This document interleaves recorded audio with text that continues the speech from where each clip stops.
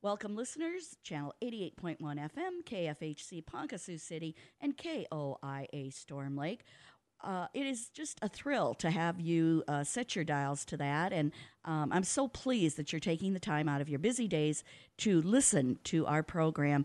And today we have something that is really topical, very interesting, a little bit serious, but as my guest in the studio says, we can't be dismal all the time. So we will lighten it up every once in a while. As you all know, this show is all about me. So I bring on my friends or something I think is interesting to the listeners. And I may have mentioned in the past, if not, I'm mentioning it again. I am one of the writers for Siouxland Woman magazine, which is a small world story. Years and years ago, when I was associated with the Catholic Globe, the newspaper for the Diocese of Sioux City, we printed the paper up in Vermilion at the Broadcaster Press, and I never lost touch with one of the owners. And as they say, you know, the circle of life, years and years later, Steve Michaels reaches out to me and says, gee, I wish you'd consider writing for us. And I said, yeah, I would love to. Just my stipulation is please don't ask me to generate anything. Just assign me stuff. And one of the stories he assigned me had to do with Her Health Women's Center. And since I am from Sioux City, I know about Her Health Women's Center. It is here in Sioux City. And the reason I know about it was way back in 1987. We wrote a story in the Catholic Globe about what was then the Alpha Center. And it took its cue from the start of the Greek alphabet with the letter Alpha. It was a counseling center in Sioux City that offered clients a new beginning built on self-esteem. And at that time, Virginia Ham was director of the Alpha Center. And basically, it was a pregnancy resource center, had about 16 volunteers and counseled youth that were confused maybe about sexuality, women and teens about unplanned pregnancies, and of course, boyfriends or husbands of these women. And from that point in 1987, it grew like Topsy, and then ultimately evolved into Her Health's Women's Center. Well, not only did we write that article, we started a partnership with the Alpha Center in which the founder of this station, Father Harold Cooper, taped pro-life messages. So if you called the phone number for, which is now Her Health, but at that time the Alpha Center, and you pressed like B12, you heard Father Cooper's voice with a pro-life message. And we did that relationship with the Alpha Center for 3 years. I think it was between 1988 and 1991. Is that 3 years? Yes. My executive producer, Ann Reed, is nodding. Yes, that's right, Joanne. That's why we keep her around. So that was a whole bunch of intro into why I have my guest in the studio, Kim Smith. And I interviewed Kim for Siouxland Woman magazine, and she is associated with Her Health Women's Center here in Sioux City. But Kim, why don't we start out? Tell the listeners a little bit about yourself. Okay, thanks you for having me. Like she said, I'm Kim Smith. I am the Director of Healthy Relationships Education at Her Health Women's Center, and I've been on board there since August of last year. And I go into schools and any organization, and I talk about healthy relationships, just the basics, what friendship is, goal setting, decision making, what to do if you're in a tough relationship, things like that, self-esteem. But one of the things that keeps us really busy and that we do a lot of is online safety and talking about domestic minor sex trafficking. But I spend a lot of my time doing assemblies and different presentations about online safety and what that's looking like for our kids these days. So you've only been associated with them for a year. Prior to that, where did you grow up? I don't have a from. I've moved probably over 40 times in my life. My dad's job moved us constantly. I was the new kid at school 11 times before I graduated. So I'm not very shy. You have to jump right in. But we've been up in Iowa now for about 22 plus years. And we actually were from Spencer, had lived in Spencer for most of that. And I was a children and family ministry director at a good-sized church up in Spencer. And a few years ago, I started looking for something to help our families with online safety. People were either handing their kid a wide open iPhone because they didn't know what else to do in second grade, or saying my kid's never going to have a cell phone. and we know how real that is. And so I started looking for materials we could use to help these families. And I came across an organization called Shared Hope International. And they're a nonprofit out of Washington State. And it was started in the late 90s by Linda Smith, no relation. She's a congresswoman, she was at that time. And she had traveled and seen the child brothels in like India and different places, and came back and noticed that it's not just happening overseas, that we had children being trafficked and exploited right here in America. And we needed to do something about that. So Shared Hope works to raise awareness and prevention. We do a lot in that area. We also work in the world of justice. So we're the reason that all states receive grades about how they're doing with trafficking victims. We grade them A through F, and it relates to, their law enforcement, how much knowledge they have, how they treat victims. The word child prostitute should not exist. Children cannot consent to sex. And so how we handle people that are picked up, caught in an arrest or in a sting or something in that says a lot about a state, how they handle people who've gotten into situations, whether by fear, force, coercion, or things like that. And so they do that. And I'd gotten involved with them, ended up leaving my position at the church to volunteer for them full time. And then we ended up moving outside of Sioux City. So a couple of years ago, after I'd been involved in the trafficking part of it for a couple of years, I noticed that the online piece was becoming a huge issue, that we actually had more predators contacting our children and other vulnerable populations online first. Instead of fearing the white van or knowing, that kids who are, or even not just kids, but people who are in vulnerable populations, maybe been in foster care, been involved in DHS systems, things like that, they're really easy prey for predators. Well, then we started noticing that our kids are being contacted online by people that they think are friends. And so I started putting a lot of my time and effort into online safety, learning more about it, getting really involved in the world of social media to figure out how it works. And then Her Health found me back in August. They wanted someone to come on board and do their healthy relationship program. And they had never really worked in the world of online safety. And we've noticed that it all works together. If we can get kids to understand what a healthy relationship looks like, then they're not looking for friends in all the wrong places, basically. Mm-hmm. They're not so easily tricked and exploited online. I think it's interesting that, as I referenced, Her Health Women's Center started out as the Alpha Center and focused a lot on teen pregnancies. So when I interviewed you for the article for Siouxland Women magazine, that was the first thing that came to my mind is suddenly, well, how did a pregnancy resource center segue into online safety and healthy relationships? And maybe you could share with the listeners a little bit about that. Sure. They tease me down there that I'm supposed to work them out of a job. If we could get people to understand what a healthy relationship looks like, understand what at-risk behaviors look like, and maybe help them make better decisions in their lives and give them the right information and the honest information and let them make the best decision for their life. And hopefully we won't have as many people involved in an unintended pregnancy that need so much more help or need us to come alongside them. So when I came, the goal was to start the healthy relationships education. And because I was so heavy into trafficking and online safety as my background, they sent me for more training to sort of even that out. And they realized really quickly that the topic that gets us into places and gets the ball rolling with conversations is online safety. Because every school that I go into right now, it is a major distraction. The things that are happening online on social media are carried into the classroom. They're being acted out. Things that happen online are being followed into the classroom. Disruptions are happening. Hurts are happening. Just a lot of distraction for the classroom. So when we go into a school and we can help kids understand what they're doing online and how that can affect their future, how it's affecting their now, but how it can derail their future, and help them to make better choices and give them some real information about what's really going on online. So how did you market this to the schools? Did somebody just send out postcards and say, Kim's available and she can come and talk to you? Well, we started emailing schools, and then it seemed like everyone has a contact at a school. And every school that we go into, it's been different. Our door opener can be a nurse, a guidance counselor, a teacher, a superintendent, a principal. Every school has a different DNA.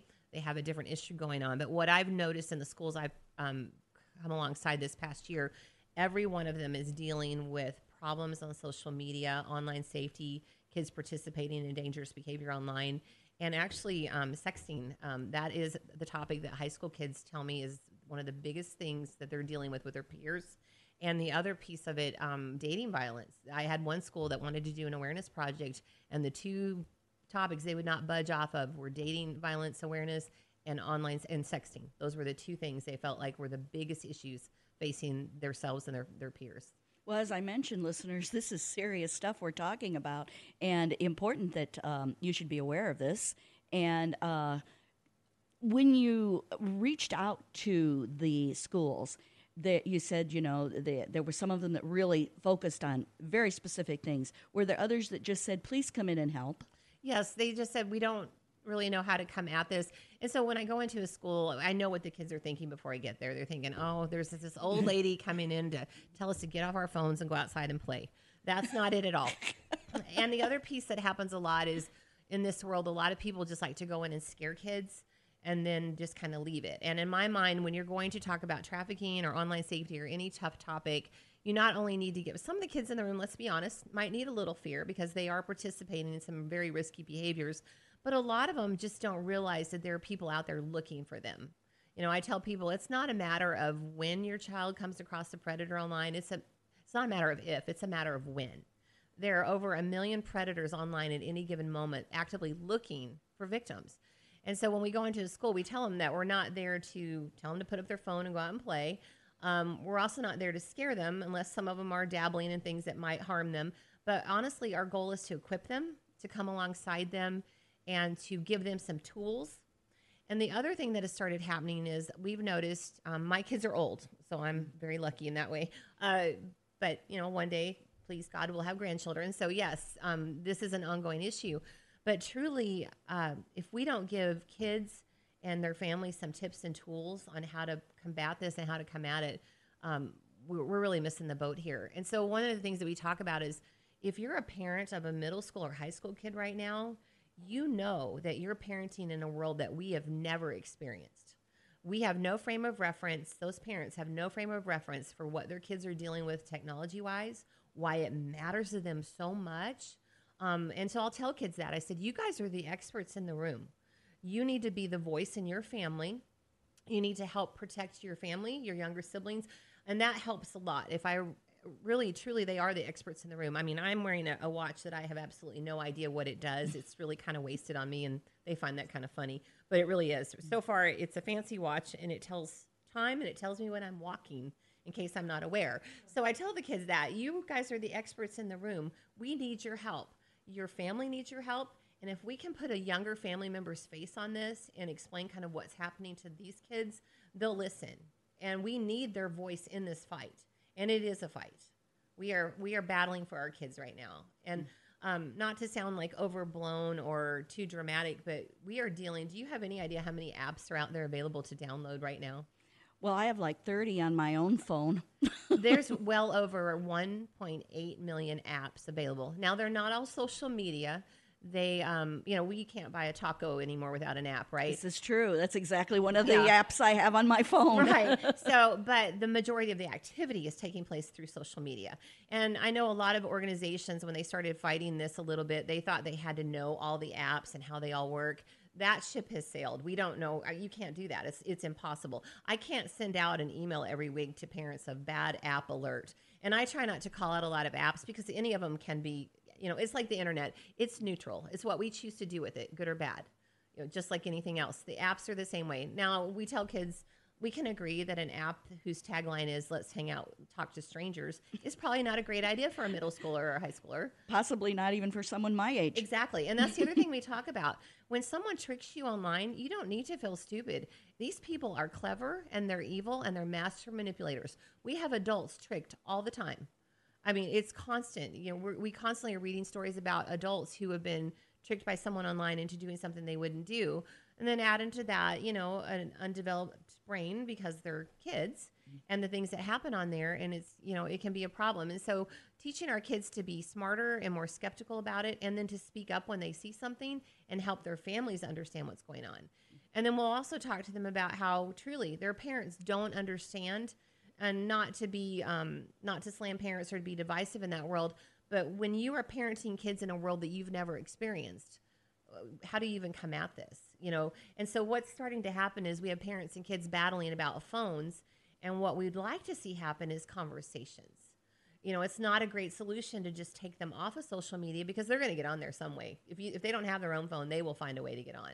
And so wouldn't it be better to have a conversation with your kids about the things that are happening, and telling them that they can come and talk to you when they get in over their head or someone contacts them, and keeping those lines of communication open? Giving parents some tools to pay attention to, and some conversation starters is also one of the goals that we have. And what usually is the reaction when you come into a classroom? Are a lot of them rolling their eyes, or is there a difference between how the boys react or how the girls react, or is that segmented? Or I'm interested in the logistics of that. Well, I do, like I say, and I'm not just blowing smoke when I say that they are the experts in the room. They really are. I mean, they will come up afterwards and show me things on my watch that I had no idea it did. So it's kind of funny, but they really do. I mean, hand a kid a device. They will know how to do 15 things with it before I can even find the on button. Mm-hmm. And so we need to respect that. They do get it. This is the world they're going to be living in. Imagine how much more savvy their children are going to be. I mean, just picture this, and look what's happening so quickly. So if I can win them over a little bit early by not coming in and telling them to get off their devices and go out and play, and give them, permission to be the expert in their home and actually learn from them, they will listen. And they've been very respectful. And every presentation I have, kids will come up if I'm there afterward and tell me a story about someone that has talked to them. They recognize fake profiles on social media way faster than we do. And they shut them down all the time, and I have kids tell me, I'm not looking, like, we talk about porn. If your kid is on social media, online at all, you need to have a conversation with them about porn, and you need to do it in such a way that they're not afraid to tell you that they've seen it. Because I have kids tell me, I'm on here doing this, this, and this, not looking for porn or other things, and this pops up. And so this is what I've been doing. I just block it, and I delete it, and I move on. If I tell my parents this came on, they're going to take my phone away. Yep, absolutely. And that's not a great solution, because, again, they're going to find a way. And I would rather, as a parent, have an open conversation about these things and be glad that my child is coming to me at whatever age and saying, I wasn't looking for this. This keeps popping up. And so this is what I've been doing. Maybe you can change a filter on your internet at home to help with that. Maybe it's just continually having conversations. And another thing that happens, there's a lot of fantastic resources out there. One of my favorites is Protect Young Eyes, and he talks in there about, I share his stuff all the time on our Facebook page, and so he talks about parents having conversations with their kids, and parents need to tell their kids what they're afraid of, and say things like, this is what I'm afraid of. This simple. I'm afraid that you're going to come across porn, and it's going to freak you out, it's going to scare you, or it's going to upset you, or you're going to be embarrassed, and you're going to be too afraid to tell me that you saw it. Mm-hmm. I want you to tell me that you saw it, because it is going to happen. Parents also, this is the other things that they tell me that they're afraid of. I'm afraid that you're going to be talking to someone online that you think is a friend, and then they're going to ask you for something you don't want to do, and they're going to keep badgering you or manipulating you until you cross some boundaries that you have, and you're too embarrassed to tell me. You're too afraid to tell me, because this predator is going to tell you, you've screwed up your life. I own you. Your whole family's going to be ashamed of you. Your youth group's going to be ashamed of you. Your school, I'm going to send this picture. I'm going to send this information about you. Any information they get about kids can be used as leverage. Mm-hmm. And so another way we talk about that is when we talk about younger family members, I'll tell them, what would happen in real life or online if someone went up to your younger family member and they said they knew your name, your siblings' names, your parents' names, even your pets' names. They would think that person was a friend. And these older kids will say, oh, they sure would. I said, well, that's what happens when the things on your social media are not set to private. And when they're not set to private, I can go on your social media, and within minutes, I can tell where you go to school, what sports you like, what your pet's name is, your siblings. And there's nothing wrong with having, like your school sweatshirt on and, whatever sport you like, and sharing that with friends and family. The problem is when you don't have things set to private, that is a gold mine of information for a predator to use as leverage, to coerce you into doing things you don't want to do, all those things. They're master manipulators. So we tell people all the time, set your things to private. And with kids, we tell them, you're going to have to show your parents and grandparents how to do this unless they're really tech savvy. Right, because I wouldn't Yeah. know. Well, I mean, years ago, I would tell you that the very people I'm supposed to protect from the internet, and this was a long time ago because, again, my boys are older, those are the very people that I'm asking me to help get back on my bank side after I've locked myself off for the 6th time. So the people I'm protecting from the internet are the people that are rescuing me. So we get it. So, so we talk about those things, how to set things to private, how to help your family protect itself and all the members of it. And how usually do the adults react? For instance, the individuals who have brought you into the school. Most of them are kind of shocked because they're not living on social media. Most of our kids are not real surprised, but the adults are probably shocked and dismayed. Some of them are a little bit aware of it. One of the things I like to do, especially in a school setting, is to go in and talk to the teachers and the administrators and the staff first, because then it's not new information for them. And that way later when we have their students sitting in there, they've already got someone in mind that they're a little concerned about, their online usage, things that they're hearing. I'll go into schools that are having problems with an app where people are putting, vile, anonymous things about peers, and you have to get law enforcement involved in that, and it's very hard. So it's nice when we can go in and talk to the adults in the room first, because they're going to notice stuff. The kids' peers are going to notice things first, and then the teachers and people like that will notice things. So what do they do about it? How can they have conversations? There's not just one question you can ask a kid if they're being exploited online or in person. They're not going to, some of them will self-report, but most kids have to be asked multiple times, well, what's going on? Is there somebody, bothering you or asking you for things you don't want to do online? And, it's never that simple. Mm-hmm. Is it just schools that you go into, or could you come into, say, a parish or a church, say perhaps the women's group or the men's group would like to be educated about this kind of thing? Is that an option? Yes, it's always an option. We speak to any size groups. We're always free. It's a free resource. I'll do large assemblies. I'll go into a Rotary. Any type of organization. I've done MOPS, Mothers of Preschoolers. I love doing those because they get to grow with it. And if they start having conversations with their kids when we know 3 and 4-year-olds are playing on devices. Yeah. We start having conversations with them at those ages. It's easier for them because they get to grow with it. Because like I said earlier, we have middle school, high school parents that are reacting to a world that's been thrust upon them. Parents of preschoolers and stuff, we've got some great resources for them to teach online etiquette, what to do if someone talks to you. And so one of my young mom friends asked me after I kind of freaked them out, then they hear what's really going on and they want to wrap their kids in bubble wrap. She came up after and she goes, do I tell my 5-year-old all this? And I said, no. It's as simple as you look at him and say, how when we're out places and we tell you not to talk to strangers? It's the same thing when you're on a device, on mom's phone or on the tablet that we share or a game. When someone tries to talk to you that you don't know, you come and tell mom and dad right away. And so that's what we tell them. You start with that. And so if we can get it to become normal for parents to be interacting with their kids online, even playing games with them online, so that it's normal for them to be in their online life, that would be a great thing. I wanted to know my kids' friends in person. It needs to become normal for our parents to be online with their kids.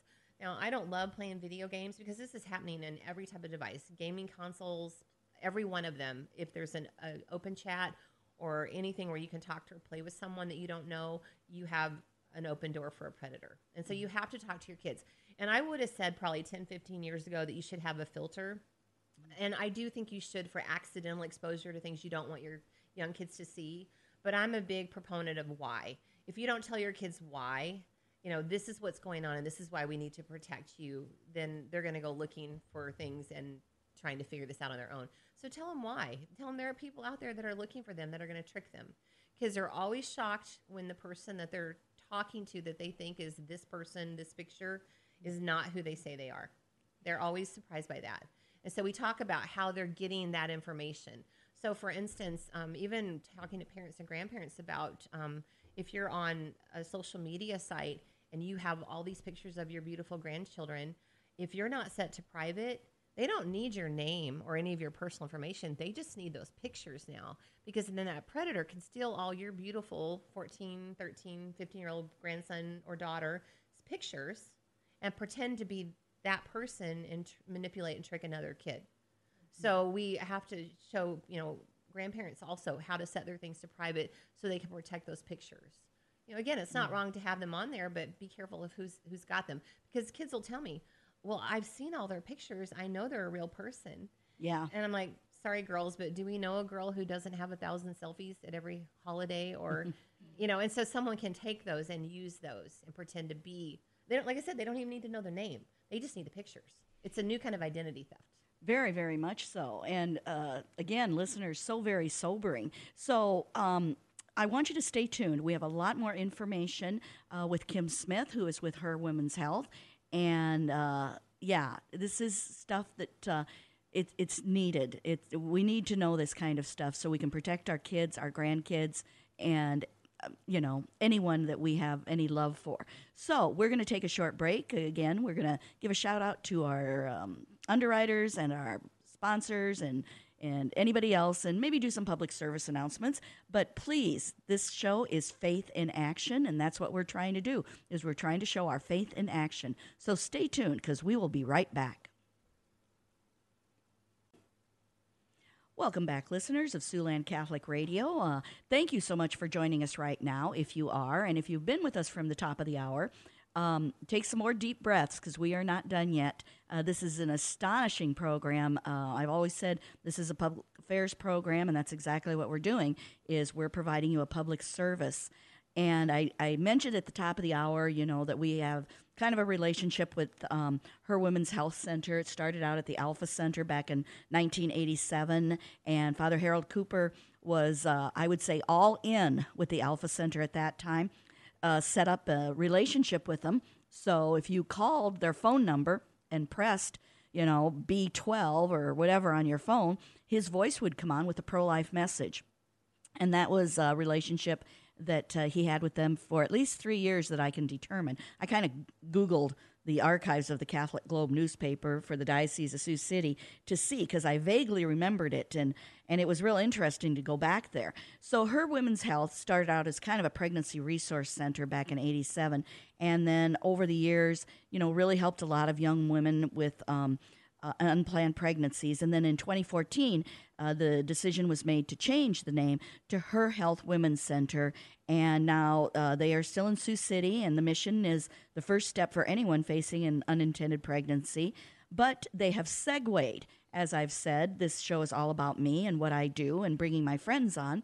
So I wrote an article for Siouxland Woman magazine about the Healthy Relationship program that they had started. And I was just so fascinated by it all that I asked the person I interviewed, Kim Smith, who is with Her Women's Health, to come on the show and talk about what she does as far as healthy relationships. And we kind of spent the first half of the show really talking about what young people face and what their parents face in this brave new world of social media and the danger it has. And while we were not on the air, we were talking about an article that appeared in the Sioux City Journal about a man that had been arrested. He pretty much had been grooming a young man, and how they met was via they played games online. And I think a lot of the misconceptions associated, although not all of them, is that a lot of times a trafficker will go after a young woman and take advantage of her. And how innocuous. I'm playing a game. How many kids play games online? Mostly young men. But, when you're playing a game and everything seems to be fine, and next thing you know, it's escalated to a whole new level, and now you're doing sexually inappropriate things. Literally, it's statutory rape. So that article was in the Sioux City Journal, and we were talking about it when we weren't on the air. And again, Kim, what is it? I mean, this seems so shrug of the shoulders. I'm just playing a game, and all of a sudden it escalates to this interaction, this very inappropriate interaction. Well, it does escalate, but it can be either a short or a long period of time. There's no one formula that works. But what happens is it's a grooming process. And when I say that, I mean that all that information that you have on there, that predator can find out very quickly where your vulnerability is. Because we all want to fit in. We all want to have friends. We all want a relationship. Sometimes we're looking for a romantic one. Maybe we just need a friendship or a mentor, things like that. So this person will be whatever your victim needs them to be, whether it's a romantic relationship, a mentor, a friend, just a listening ear. Sometimes they'll say who they are. A lot of times they'll pretend to be someone else and they've stolen pictures and information. So if you've got a 15-year-old boy, they'll pretend to be, a 14, 15-year-old girl, and they'll have pictures so they can prove who they are, although those are someone else's pictures they've stolen. So they will become whatever it is. They've found your weak spot, and we all have them. Adults do too. And they'll be that. And so sometimes it's just a period of time. They start to gain your trust. They'll tell you, I get you. Other people don't understand you. We tell people all the time that Shared Hope is the organization that I volunteer for, that I work in the world of trafficking and online safety prevention and awareness. And Shared Hope did an experiment a couple of years ago. We had one of our interns pretend to be a 15-year-old girl, and she went on social media and she said something about, my parents are hard, or my life sucks, or I'm bored. No one understands Yes, nobody me. understands me. And within minutes, she was contacted by people she didn't know. And so we tell kids that when you've had a bad day at school and you get on whatever social media you're on and you say, my life sucks, I'm bored, I'm lonely, I hate my parents. Within minutes, you will generally be contacted by someone who's going to be that soft space. They're going to be a great listener. And they will say that, I know I had a tough time. And sometimes they will pretend to be a peer. And sometimes they'll actually pretend to be an adult, that they're trusted and all this. And they'll ask those questions, and they'll try to gain ground with this person by, like I said, when you have all your information out there, what sports you like and all that, they'll say, oh, you play soccer? I played soccer. What a coincidence. No, it's not a coincidence. It's a lie. Or they'll say this. And so we talk to kids about how they start to establish trust, and then they'll start to even establish secrecy. So, when I talk to kids, I tell them, you have trusted adults in your life for legitimate reasons. But that if any of those trusted adults, whether they're coaches or teachers or youth leaders or friends, parents, or whatever, that are just mentors to you, anytime an adult wants you to hold a secret for them, that's not a healthy relationship. That's not a relationship you need to be in, and you need to tell someone, whether it's your parents or a different trusted adult. And so these predators online will start to say, you can't tell your parents about us. They wouldn't understand. They won't let you talk to me anymore.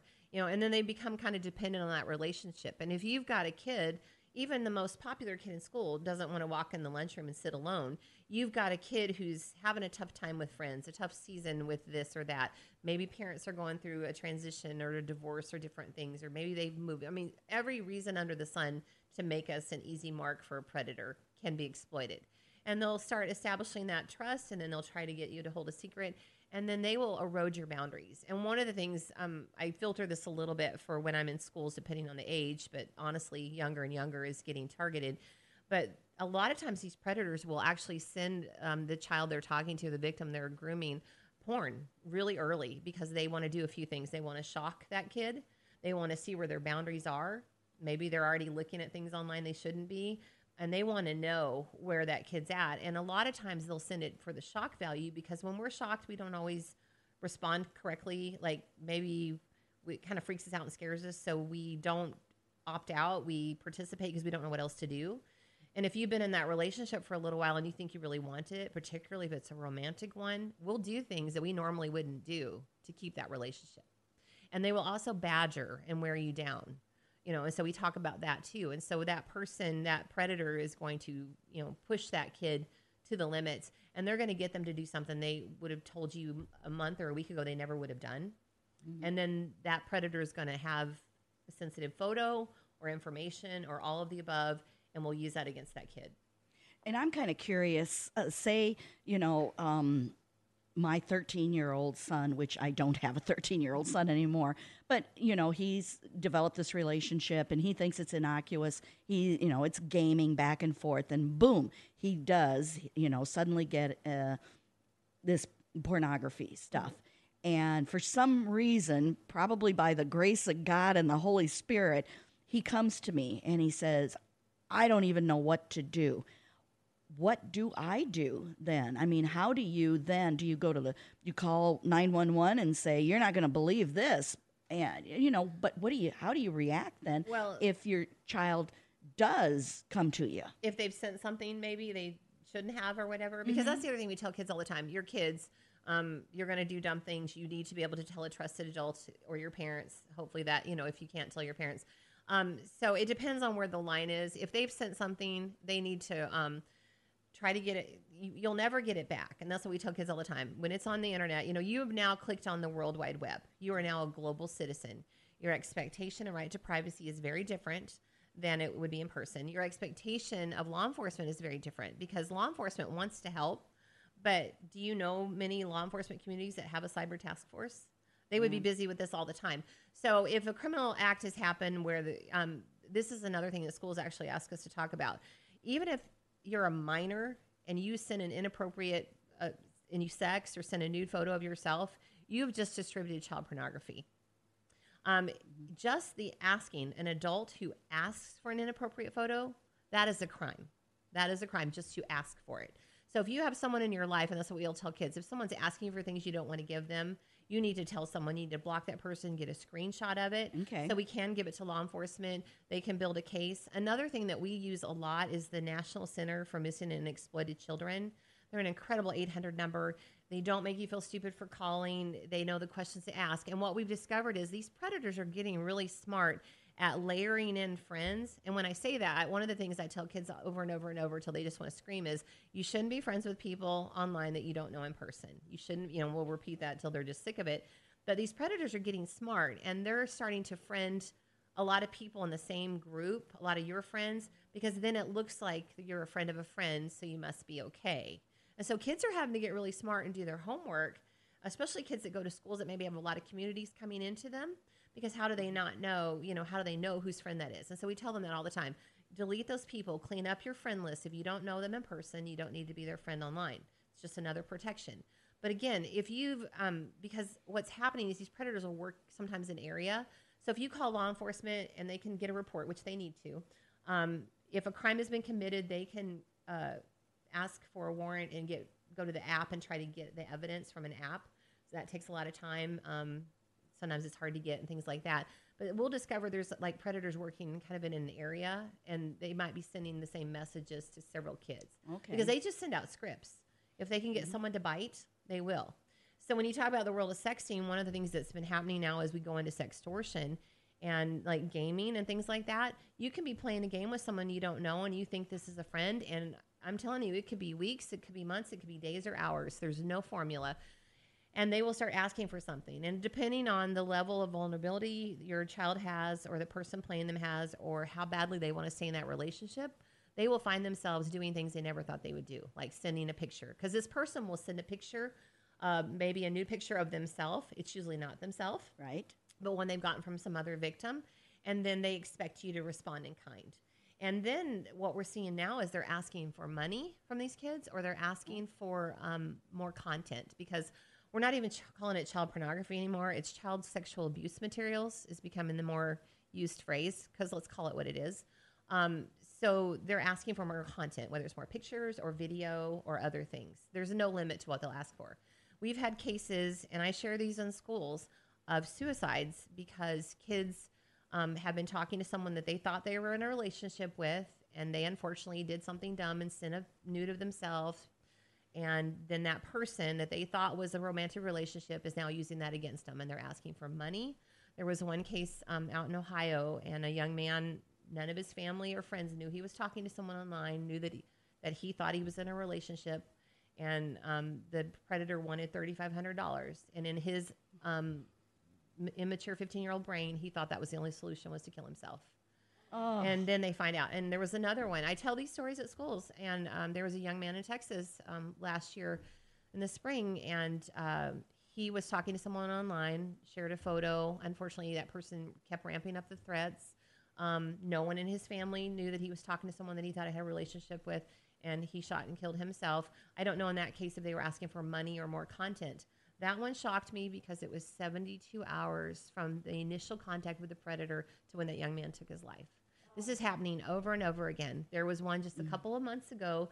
The young man sent a picture. The person wanted $5,000. He didn't have it. They dropped it down to $150. I'm like, what price is a person now? They drop it down to $150. He gave that, And then they asked for more. He raided his college fund. He didn't tell his family, and he committed suicide as well.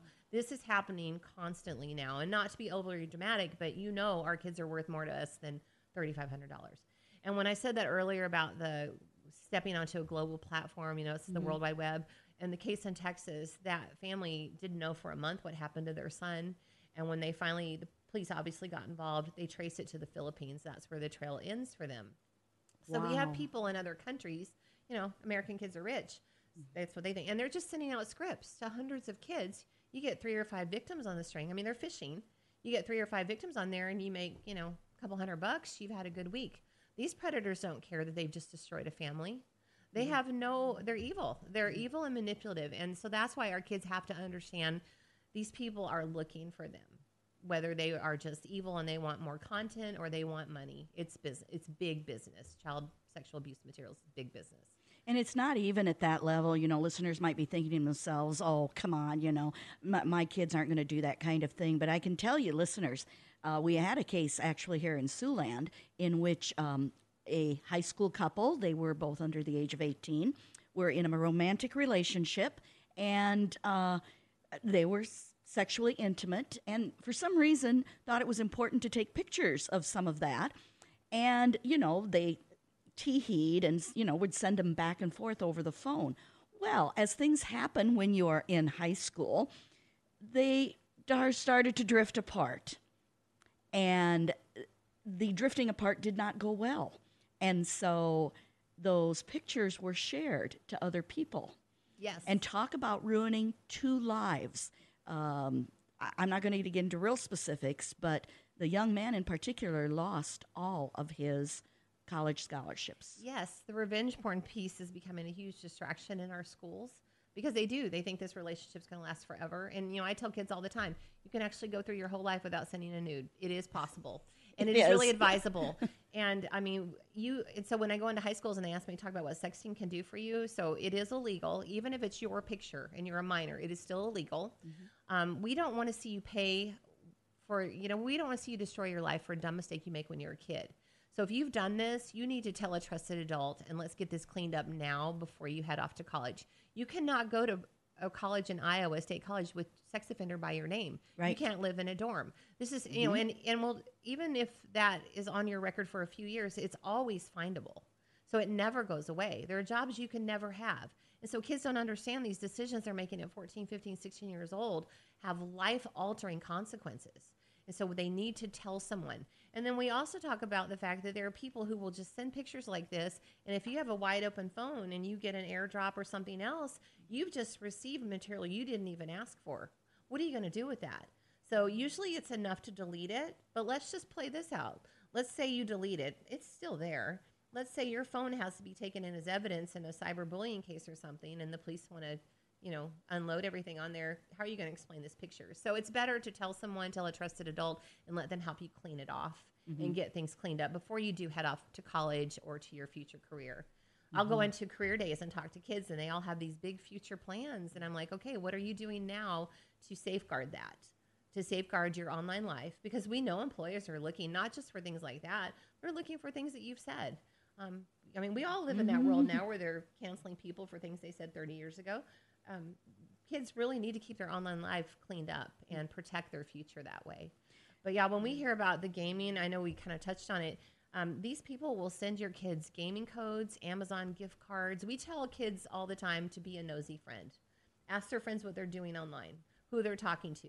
And if there's something that doesn't feel right or looks weird, they need to tell a trusted adult.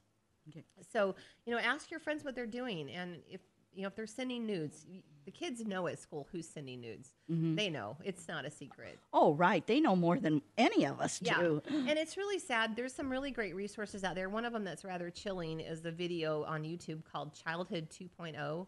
And it's a 90-minute video about what our kids are really facing and what they're dealing with. And kids will tell you, we would all get off social media if everyone would get off. But no one wants to be left out. And girls will tell you that, if you don't send a nude, you're a prude. If you do send a nude, you're a slut or a whore. And they don't get to choose anymore. It's a world that we have no experience with. So how do we navigate this with our kids? And I do think that the best defense is active, engaged parents or other trusted adults in their life that they can go to if they've done something dumb or someone is hurting or exploiting them. They need to tell someone. We need to stop these kids from hurting themselves because someone has told them they owe their life. You don't owe your life for a dumb mistake you make when you're a kid. Truth. You don't. And so we talk to parents a lot about how they handle it and how they can remain calm. Because this is what a kid's thinking. You know, when they start to drive and we hand them the keys, there's going to be a fender bender. We know that, right? Right. So when you go off on a scale of 1 to 10 on a 10 when they dent the car, you know what your child is thinking when they screwed up and did something really dumb like sent a nude or, you know, got involved in that. They're like, they lost it when I dented the car. I can't tell them this. What am I going to do? And so then they go underground and they won't tell. Or I feel stupid or I'm so ashamed. We need to get kids to understand that if they can't tell their parents or other trusted adults that want to help them and want to help them clean things up so they can have the future they deserve. Or worse, they take their lives. Exactly. Yeah. That one just breaks my heart that we see this happening over and over again. So we've got to have conversations with our kids about, you know, these hard subjects. So someone is listening and they say to themselves, gosh darn it, we need Kim Smith to come in and talk to our school or our parents or anybody. What should they do? I mean, just reach out to Her Health Women's Center. You can go on our website and I have a link on there. You can call us and we speak for free, like I said, all the time. Any size groups. I don't mind if it's just a, you know, living room conversation with people. I'll have people that'll call me and want me to come scare their kids. And I'm like, that's really not my best you know, I'll have a good conversation with you, but I don't like to single out kids. That's just awkward for all of us. But, you know, church groups, any organization, because when we talk about, like, when I got involved with Shared Hope, one of the things they say is the more people that know shrinks the world for evil. The more we shine a light on these things, the harder it is for these predators to operate. And so we need to be talking to things. It needs to be normal to talk to your kids about things that are happening to other people online. And it needs to be a continuing conversation with your kids. And even if you're not a parent, if you've got kids in your life that you mentor or you care about, just having conversations about things that you're reading, things that are happening. I have a lot of things. I have a Her Health Let's Talk Facebook page now. Oh, okay. And we try to put things on there. It's new, and I'm not, ironically, I'm not very good at social media. Well, we already know that from the watch. I know. So, yeah, it's kind of funny, but they have some great people helping us run that page, and we're sharing tips and resources on there all the time. And you guys have a website that you can put our resource page on? We absolutely do. I grow my resource page all the time because Shared Hope and Her Health and myself are firm believers that there's no point in reinventing the wheel. If you have people that are doing it well, let's shout them out and get people using them. A lot of these are free resources on Facebook or other places. A lot have websites. Some have a little subscription to them. But truly, there's some fantastic resources to help parents or trusted adults have conversations with kids at any age. Because we need our kids to get involved in this fight. They need to be fighting for their peers and themselves. Because as you mentioned previously, those of us who are a little bit more mature, we have no idea what we're looking at or what we're dealing with. And yet all of our kids and our grandkids at this point, they know.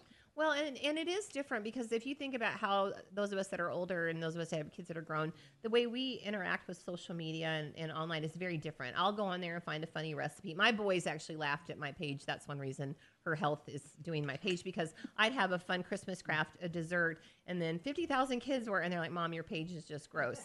So stop. Yeah. And so so we're trying to streamline it on Her Health, but kids don't understand why their parents don't get it. And it's because, again, we haven't been in this world before. And so when I have kids tell me that they would rather their parents take their vehicle away for a month than their phone, we don't get it. Mm. So, I said, well, look how your parents interact with social media. They go on and get a recipe or look at a cat video or this or that. We're talking to people in real life, so we're still socializing in person. We're trying to, but our kids are doing everything on there. Their social life, their homework, their jobs. It's everything. I watch how my kids who are like mid to late 20s, even the way they handle social media is different than what our high school, middle school kids are doing. It's a tool to them, and they use it to do different, finance or other tools like that. They're not living their whole lives on there either. So this is really new that our middle school, high school kids everything is on there. It's not just the phone. It is their whole world. and we don't get it, we don't like it, but we have to try to understand it. Mm-hmm. And you mentioned Facebook, which of course is for all of us old people. Oh yeah, we ruined that for the kids a long time ago. Ruined it, yeah. So it's Instagram now that I believe is more of an appeal for younger kids. And what else? I know I've heard my granddaughters talk about TikTok videos, which I am clueless about. Well, Snapchat, all those things. Snapchat, yes. yes. And all of them, and like I said, when we know that we're now dealing with 1.8 million apps, if we keep going at this rate, in 2 years we'll be dealing with about 1.84 billion apps. Oh. So you can't go through and I couldn't email out a bad list of apps every week. So that's why every app that has a public chat thing or something that you need to set to private matters. Roblox is another one that people are contacting children on. Their predators are. I mean, every app that has an open thing.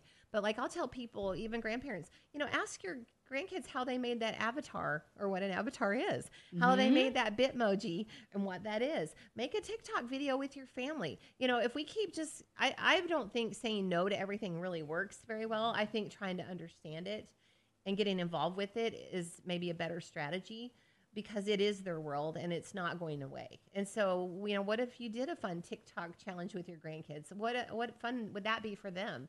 And ask them to help you make a Bitmoji. I annoy the snot out of my grown sons with my little Bitmoji. It's a little person that looks, I think, like me. She's so much taller and thinner, but looks like me. And I can dress her in their favorite sports teams or their vocations and send it to them and just annoy them, things like that.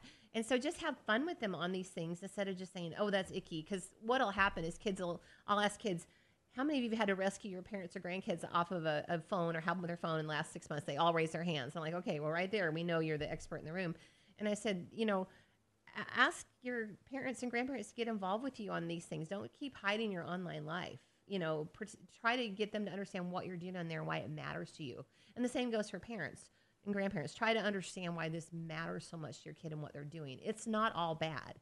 There are some incredible, I love seeing friends from my whole life, especially as much as I moved, from my whole world are on Facebook. I enjoy that. It's not all bad. So if we can take the good pieces and protect ourselves from the evil pieces, because it's not going away.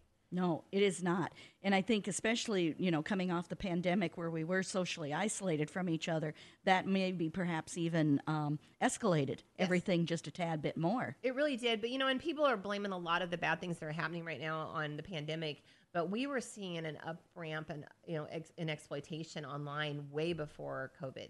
We had started to notice it in gaming and other places. And so we knew that we had to start really reacting to that and getting more proactive. I would much rather prevent something than have to restore someone. Mm-hmm. And so if we can prevent the damage and give them tips and tools to keep themselves safe and help them keep their peers and their family members safe, it's just a way better world. Absolutely, and that's what we're hoping for, is a way better world. Well, listeners, that kind of wraps up the program for today. I want to thank so much my guest, Kim Smith, who is with Her Women's Health Center here in Sioux City. You can Google Her Women's Health Center, and there is Her Health. Sorry. I'm having just a heck of a time with my allergies and my eyes today. So Her Health Women's Center, honestly, that is who Kim is associated with. And, like she has said continuously through this program, more than happy to come out and talk to any group about these are serious things that we have to deal with, and we need to be proactive. So again, Kim, thanks so much for coming on the program. I really appreciate you taking your time to come and share this information with the listeners. Well, thank you for having me. We would be delighted to come talk to any group or help out any organization that we can. We like to be a resource in our community. Absolutely. So again, listeners, that's another Faith in Action show in the can, as we say here in the business. So remember, this show airs every Monday at 9 a.m. Not this specific show, but Faith in Action airs every Monday at 9 a.m. Replays every Saturday. Again, my allergies are just wreaking havoc on me today. Replays every Saturday at, is it 7:30? It's 7 p.m., and then you can always go to our website, SiouxlandCatholicRadio.com. and click on my picture or the podcasts and then find whatever it is you'd like to listen to. We think that has been a great resource, and we're hearing from a lot of you that you appreciate that and the ability to listen at your convenience. So, again, it's been a great show. I have learned so much, and I'm really kind of humbled by all of this information, and I hope you are too. So, on behalf of my executive producer, Ann Reed, and myself, I want to remind you that a faithful reaction is always good, but faith in action is so much better. Thanks for listening, and God bless.